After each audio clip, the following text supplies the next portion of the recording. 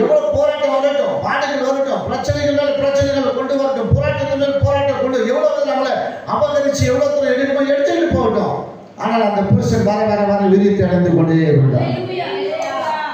அது வேதனை நிகழ்ந்ததா இருக்கலாம், வேதனை மிகுதியா இருக்கலாம், வேதனை நிறைந்த ஒரு காரியங்கள் இருக்கலாம். ஆனாலும் அதை பத்தி அவன் யோசிப்பது கிடையாது.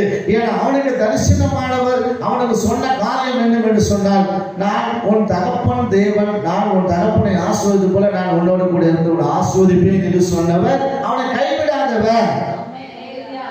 வாசிக்கிறார் நீங்கள் ஆதியாகமம் 26:13 வாசிக்கின்ற பொழுது,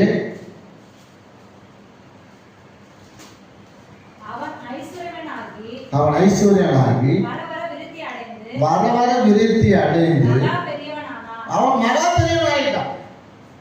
வர வர அவன் விருத்தி அடைந்துட்டே இருந்தான். அவனுக்கு ஒரு குறைவுமே இல்லை. அவன் தன்னுடைய ஆசீர்வாதத்திலே அவன் குறைவுபட்டு போகவே இல்லை. தன் ஆசீர்வாதம் அவன் விருத்தி அடைந்துதான் தவிர அவனுக்கு குறைவுபட்டு போகவே இல்லை. அவன் வர வர வர வர எப்படி பண்ண மாறிட்டான் தான், ஐஸ்வர்யனா மாறிட்டான். அவனுக்கு பயங்கரமான நெருக்கடிகள், பயங்கர நெருக்கடி உள்ளவனாக காணப்பட்டான். அவன் எவ்வளவு எவ்வளவு எவ்வளவு தன்னுடைய வேலைகளை அவன் துரிதமாக அவன் செய்து கொண்டு போன அவ்வளவு அவ்வளவு எல்லாத்தையும் கொடுத்து போட்டு எல்லாத்தையுமே பிடிக்கிட்டு எல்லாம் அபகரிச்சுட்டே இருந்தாங்க. ஆனால் காரியம் அவனுக்கு மாறுதலாய் முடிந்தது.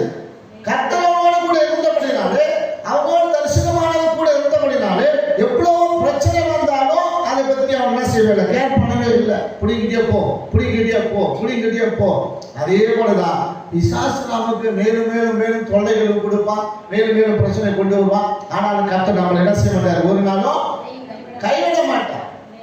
அவன் அவருடைய காரியம் வாய்க்க பண்ணும் வரையில அவன் நம்மளை கைவிடாத தேவன். எல்லா காரியங்களையும் கைப்பிடி ஒரு பண்ண தேவனாக இருக்கிறார். அப்ப அந்த புருஷன் வர வர